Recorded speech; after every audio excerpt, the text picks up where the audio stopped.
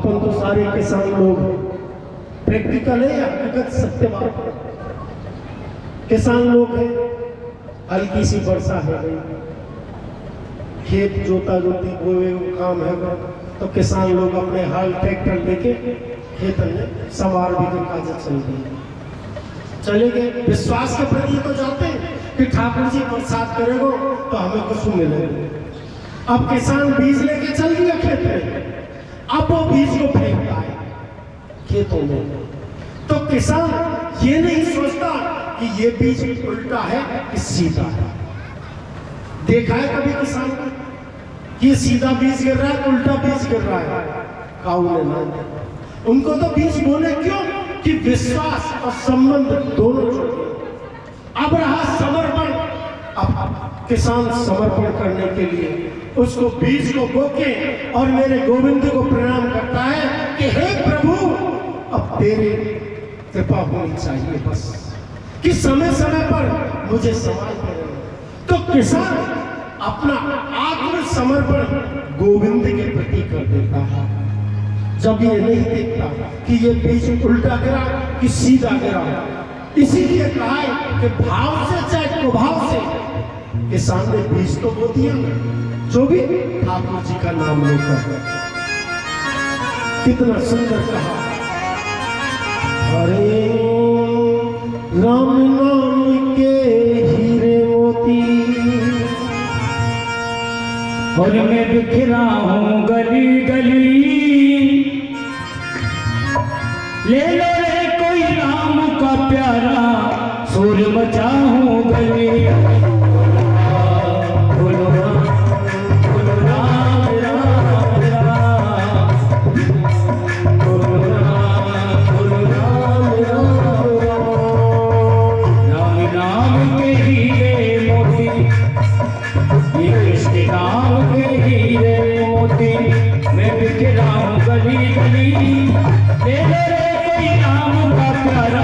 सुर मचाऊं गले गले, बोलो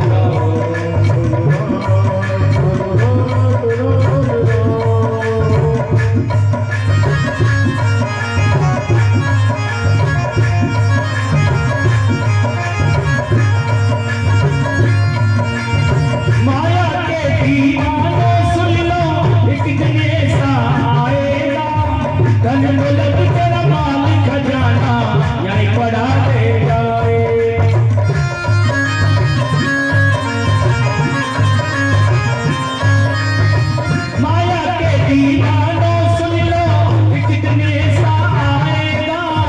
धन दौलत तेरा माल खजाना यहीं पड़ा रह जाएगा। ये सुंदर काया खाक मिलेगी, ये सुंदर काया खाक मिलेगी, चर्चा होगी गली गली, ले लो रे कोई नाम का प्यारा, सुर मचाऊं गली गली। बोलो राम, बोलो राम, राम राम।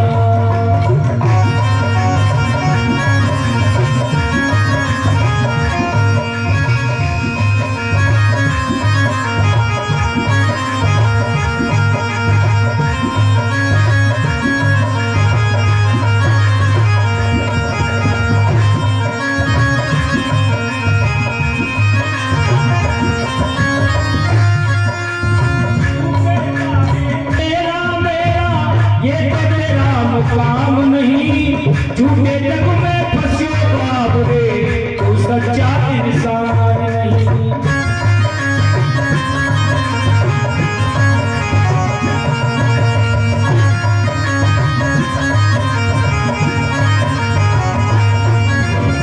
तू कहता है मेरा मेरा, ये तो तेरा मुकाम नहीं, झूठे जग में फंसे बाप रे, तू सच्चा इंसान।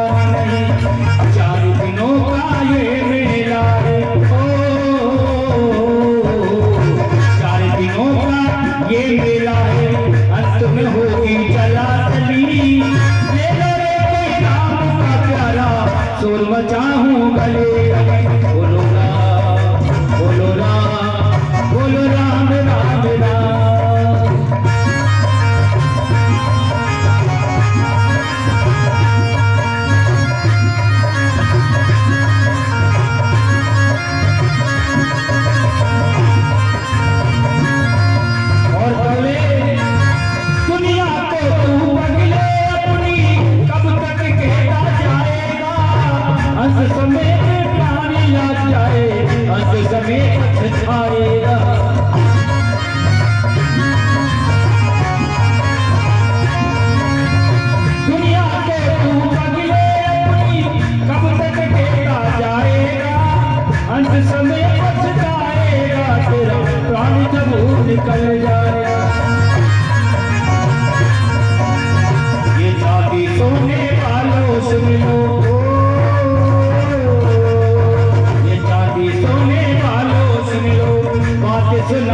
खरी खरी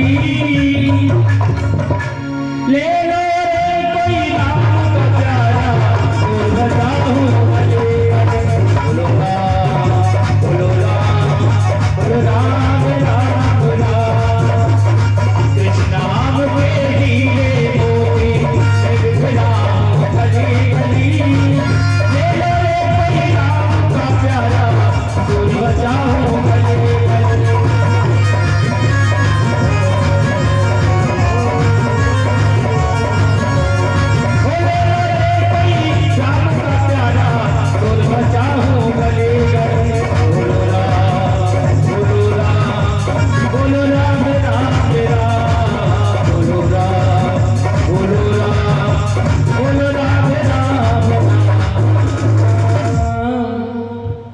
बोलिए बाके बिहारी लाल की जय हो।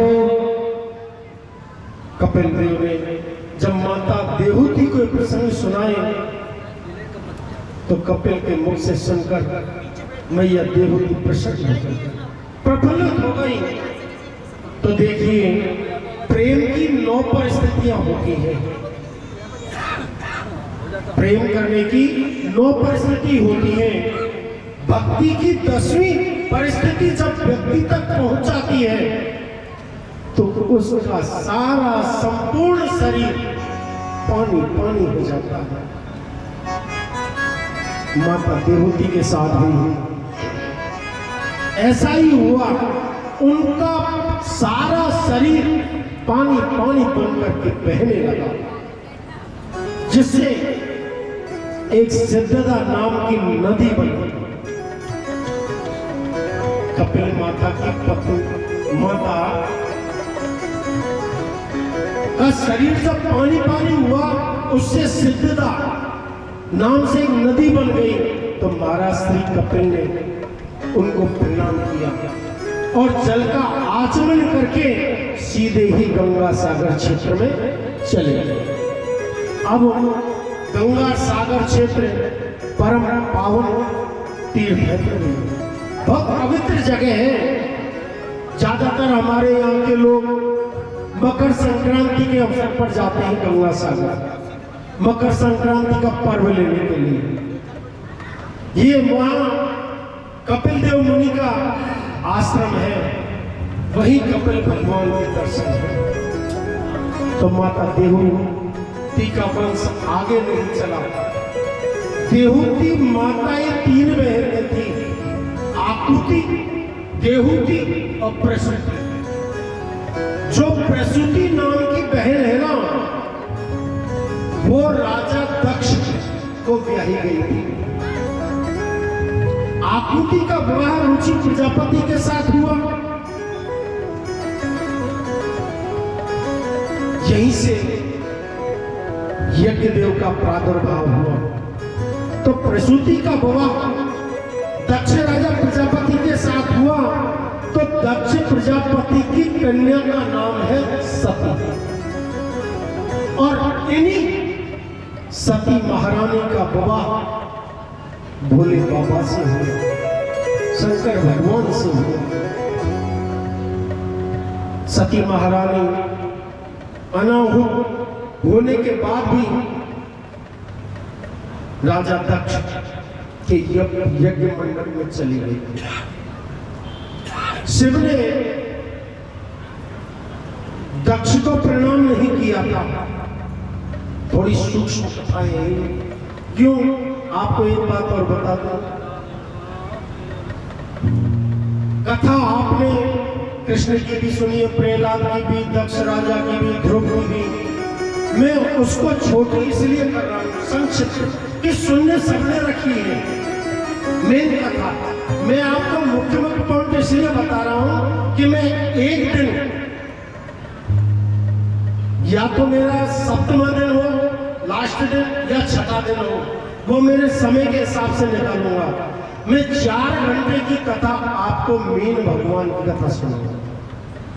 इसलिए थोड़ी सी कथा जो आपने सुन रखी है उनको थोड़ी संक्षिप्त कर रहा हूं, जिससे मुझे वो 4 घंटे देने में आपको भी दिक्कत ना आए और मेरी कथा भी वहीं पहुंच जाए।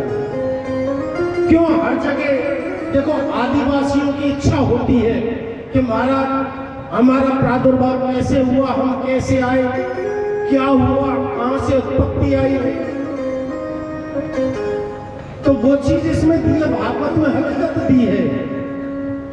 कौन आदिवासी है, कैसे आए, क्या हुआ, तो उसके लिए जो आपने सुन रखी है उस कथा को मैं थोड़ी संक्षिप्त कर रहा हूं। तो राजा दक्ष के यहाँ यज्ञ चल रहा था, वहां सती भी पहुंची और भोले बाबा पहुंचे। तो भोले बाबा ने राजा दक्ष को प्रणाम नहीं किया, तो दक्ष राजा को गुस्सा आ गया, क्रोध आ गया।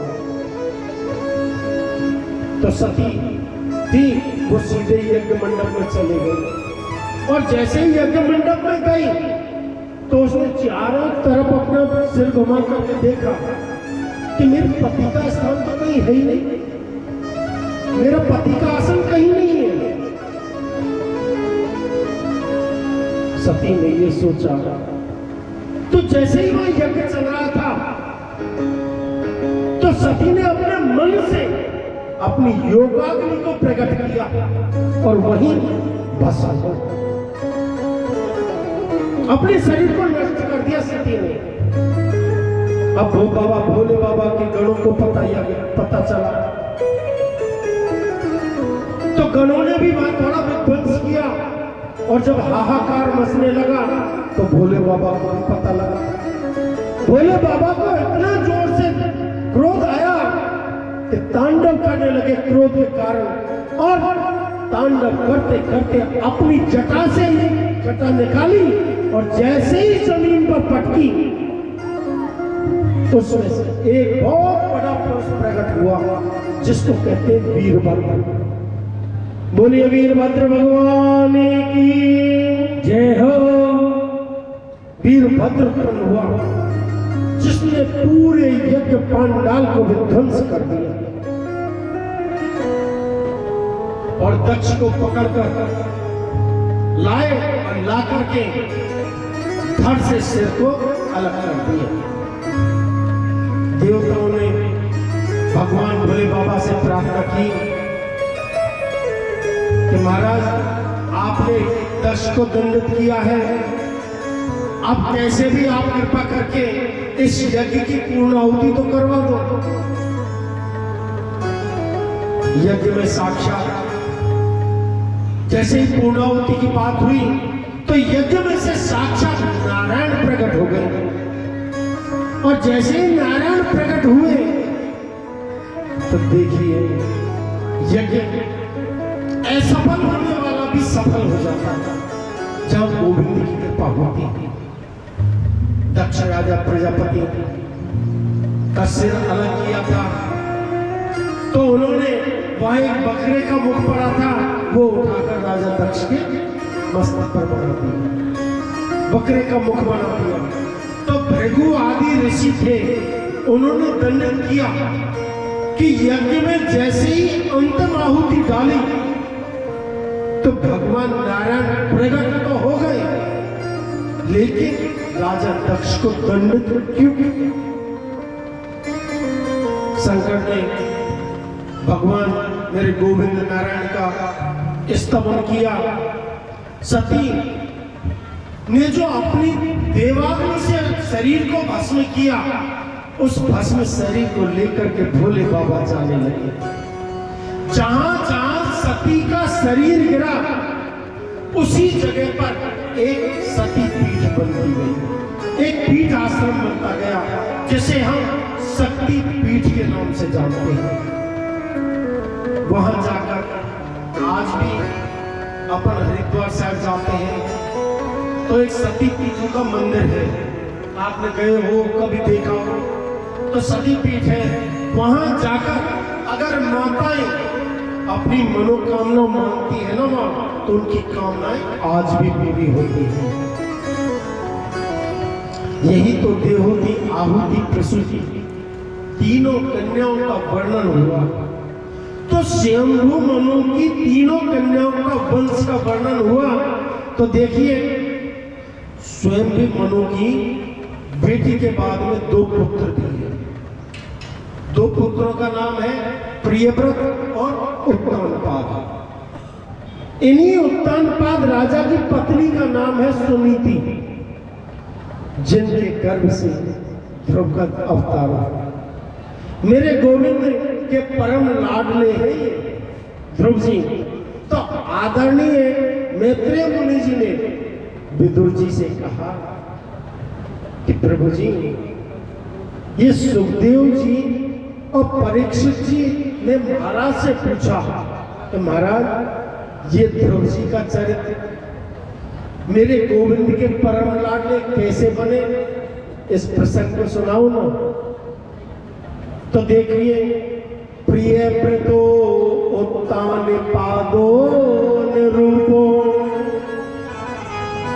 वासुदेव कलयावय रक्षायाम पदम रक्षा देवी दर्शन साक्षात। देखिए, दो पुत्र थे, प्रियव्रत और उत्तानपाद। ये प्रसंग बहुत अच्छा है। देखो, थोड़ा सा स्पष्ट कर दूं। प्रिय कहते हैं अच्छे को, और व्रतवानी प्रतिज्ञा, जिसने अच्छी प्रतिज्ञा की हो वो होता है प्रियव्रत। और उत्तानपाद, जिसका समाज में ऊंचा पैर हो, जिसका समाज में उनकी प्रतिष्ठा हो, उसका मतलब है उत्तानपाद। अच्छे कर्म हो उसको उत्तानपाद कहते हैं। जिसकी प्रतिज्ञा ऊंची उसे उत्तानपाद कहते हैं। राजा उत्तानपाद की पत्नी का नाम है सुनीति। तो यहाँ शास्त्र कहता है, न गृहम गृह में त्याहम गृहिणी ग्रहण मुच्यते लालन पालन यशोक्षेहम विद्यो धाराम यशाश्वता। वास्तव में ये बात भी सही है। घर को घर नहीं कहते, गृहिणी को ही घर कहते हैं। नारी का नाम ही तो घर है। जिस घर में नारी नहीं वहां पर देवता वास नहीं करते। कहते हैं अत्र नार्यस्तु पूज्यन्ते रमन्ते तत्र देवता। जहां नारियों का मान सम्मान हो, आदर सत्कार हो, वहां देवता स्वयं वास करते हैं। आज एक बात और बता दूं आपको, पति पत्नी, माता पिता, भाई बहन, इनमें आपस में प्रेम रहेगा तो घर में स्वतः ही भगवान का स्वरूप सुख शांति और आनंद आ जाएगा। एक घर वो होता है कि छोटी सी छोटी बात को बड़ी बनाकर लड़ाई करने में, बहाना बनाना लड़ाई का, उस घर में कबू प्रभु का वास, लक्ष्मी का वास नहीं आएगा। इसलिए मेरे पुरुषों से भी यही हाथ जोड़कर प्रार्थना है कि माताओं का थोड़ा सम्मान करो। हाँ, डांट फटकार लगाओ, ये नहीं कि मूड पे चढ़ जाए तो वो भी ज्यादा दुखदाई हो जाए। आदर सम्मान उतना ही करो जितनी जरूरत है, लेकिन लड़ाई करो तो केवल कंठ से करो, अंदर हृदय से लड़ाई मत करो। गुस्सा ऊपर से करो, अंदर से मत करो। 2 मिनट लड़ाई की, 2 मिनट बाद प्रेम हो गए, वो लड़ाई थी। अत्र नार्यस्तु पूज्यन्ते, नारियों की पूजा सम्मान से ही लक्ष्मी का वास और पूजा में गोविंद का वास आता है। यहाँ देखिए, उत्तानपाद की पत्नी का सम्मान करते थे, बहुत आदर करते थे। उत्तानपाद राजाओं की आदत भी होती है कि दूर जंगल में जाकर शिकार खेलना, शिकार करके शाम को वापस आना। तो उत्तानपाद आज शिकार खेलने के लिए चलते दूर देश, भ्रमण करते गए। वहां एक राजा की पुत्री को देखा। राजा की पुत्री को देखा और देख करके मोहित हो गया उस पुत्री पर, जिस पुत्री का नाम है सुरुचि। उस सुरुचि पर उत्तानपाद आकर्षित हो गए। सुरुचि के साथ गंधर्व विधि से, जैसे आजकल हमारे यहाँ लव मैरिज कर रहे हैं कि लिया है कोर्ट में जाके वरमाला डाल ली, मंदिर में जाके वरमाला डाल ली और लिया है बहू आ गई साहब। ऐसे ही उत्तानपाद ने उस सुरुचि को देखा, देख करके मोहित हो गया और आपस में माला डाली, गंधर्व विधि के साथ विवाह कर लिया। और विवाह करके जैसे ही महल में लाए, दरवाजे पर आई तो सुनीति ने देखा कि सुनी तो पद्म आदरणीय थी, जिसकी सुंदर नीति थी, इतनी सुनीति थी। जब मेरे पति इनके पीते इतने आकर्षण है तो मैं गुस्सा क्यों करूं? पति परमेश्वराय धर्मो यज्ञ पत्नी सुनिष्ठिता। देखो, जब वो सुरुचि को घर पे लाए थे उस समय सुनीति गर्भवती थी। तो जैसे ही वो अपनी पर्णकुटी में लाए और ला करके उसने सुरुचि ने पूछा ये कौन है? कि ये मेरी प्रथम पत्नी है। तो सुरुचि ने कहा अगर ये रहा रहेगी तो मैं नहीं रहूंगा। अब जो उत्तानपाद तो उसके प्रति मोहित था, जैसे वो कहेगी वैसे आदमी करेगा। तो उत्तानपाद ने अपनी सुनीति को घर से निकाल दिया। सुनीति ने अपनी छोटी सी पर्णकुटी बनाई और उसमें रहने लगी। सुनीति ने पर्णकुटी में रह करके अपना जीवन व्यतीत किया और जीवन व्यतीत करने के बाद में एक छोटे से बालक को जन्म दिया जिसका नाम है ध्रुव। कैसा अद्भुत बालक है ये कि होनहार वीरवान के लखत चीखने चाह। जो होनहार वृक्ष होते हैं ना, अच्छे पेड़ होते हैं, उसके पत्ते चिकने होते हैं। तो होनहार जो बालक होते हैं ना, उसके पैरों पर चिकनाहट सोते ही आ जाती है, चमक आ जाती है। तो माता सुनीति के मन में ये संकल्प किया कि इस बालक को मैं तपस्वी बनाऊंगी, यशस्वी बनाऊंगी, मनस्वी बनाऊंगी इसको मैं। एक बात कहूं, अगर माताएं चाहे ना तो बच्चों को स्वर्ग में पहुंचा सकती है, वैकुंठ में भी पहुंचा सकती है, और माता चाहे तो घर को नरक का अड्डा भी बना सकती है। ये माताओं पर निर्भर करता है कि हमें घर कैसा बनाना है। इसलिए हमारे वेदांत शास्त्र में लिखा है कि बालक की प्रथम गुरु होती है बालक की माँ, प्रथम गुरु।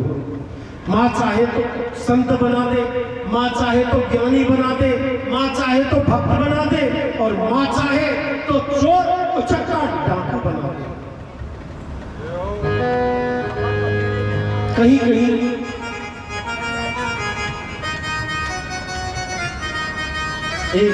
कहीं भी सुनते हैं हम कथाओं में अनेक तरह की बातें प्रसंग भी आते हैं।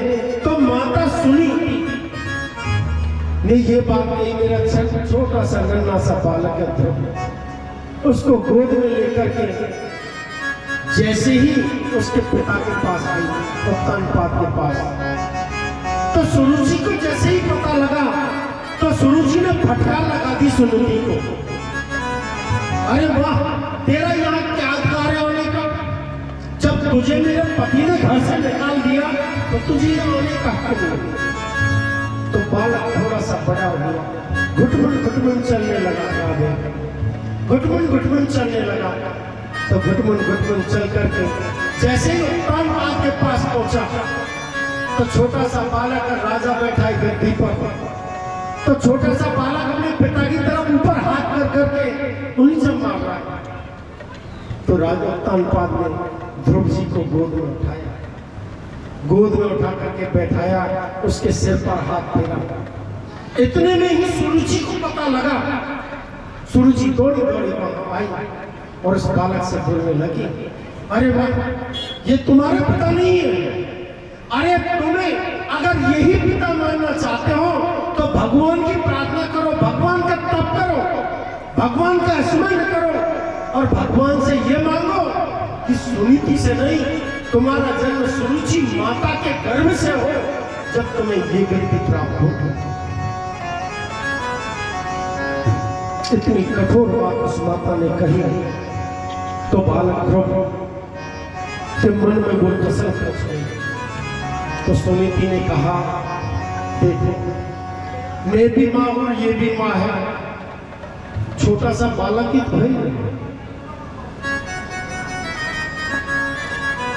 सुरुचि सुनीति अपने छोटे से ध्रुव को जहाँ सत्संग होता, कीर्तन होता, वह उस बालक को लेकर के जाती और बालक से बोलती कि बेटा उन संतों को प्रणाम करो।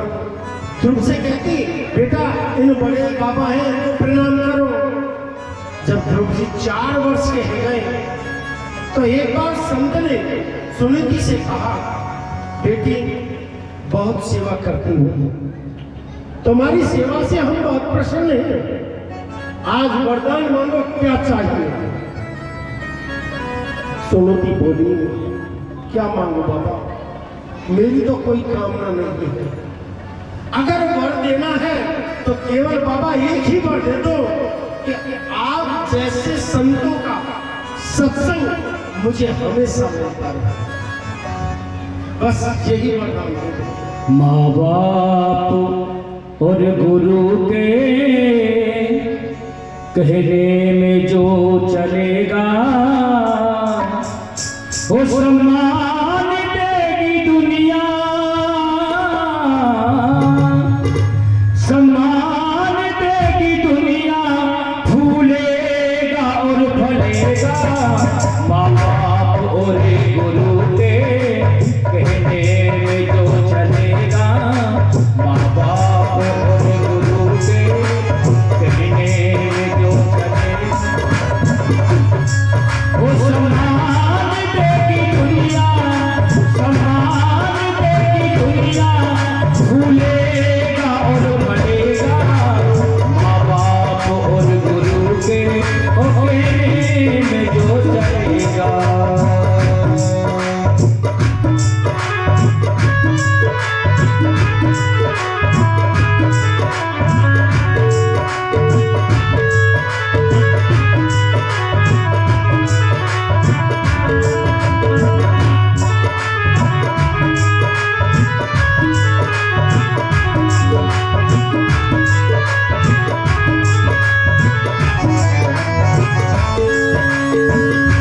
जन्म दे के पिता ने, जन्म माता ने दे करके अपनी आंचल में पाला है, अपनी आंचल में पाला है, अपनी आंचल में पाला है।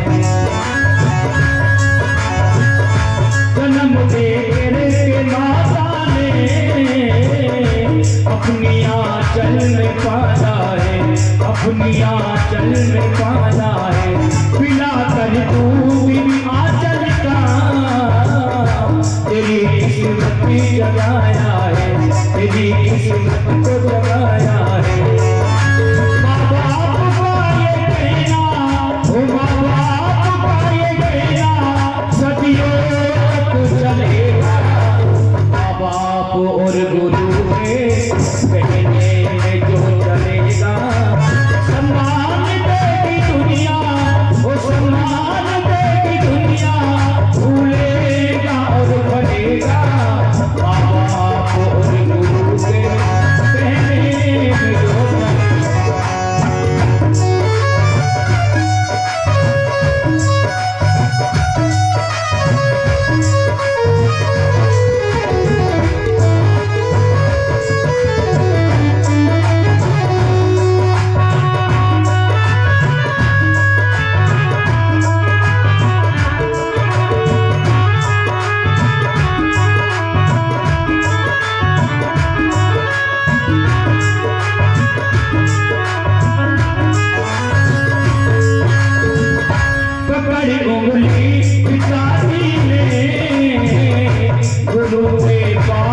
पहुंचाया, गुरु के पास पहुंचाया।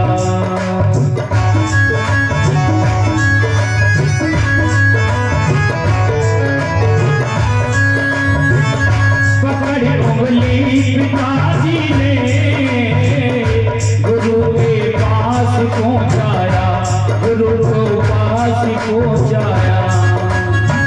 गुरु ने ज्ञान दे करके तेरी किस्मती को संभाला, तेरी किस्मती को संभाला। गुरु का ये कहना, गुरु का ये कहना सदियों तक चलेगा। माँ बाप और गुरु के कहने में जो चलेगा। सम्मान देगी दुनिया, सम्मान देगी दुनिया, भूलेगा और बनेगा। माँ बाप और गुरु के कहने में जो चलेगा, कहने में जो चलेगा, कहने में जो चलेगा। बोले वृंदावन बिहारी लाल की। तो सुरुचि से संतों ने कहा, बेटा वरदान मांगो। कि महाराज मुझे तो कुछ वरदान नहीं चाहिए, केवल वरदान देना है तो यही वरदान दे दो कि सत्संग कीर्तन में बस यही मिलता रहे। कि नहीं बेटा वरदान मांगो। तो बोली सुनीति बोली, तो बाबा अगर आप जिद करते हैं तो एक ही वरदान दे दो कि मेरी सौत है ना सुरुचि, बाकी ब्याह को 4 वर्ष है गए, बाकी कौन संतान ना है। तो बाबा आपकी कृपा है जाए तो बाकी भी संतान है जाए तो बहुत अच्छी बात है। उसी महात्मा ने कहा, बेटी जिस रानी की वजह से तुझे राजमहल से निकाल दिया गया हो, अब तुम उनके लिए पुत्र की कामना करती हो।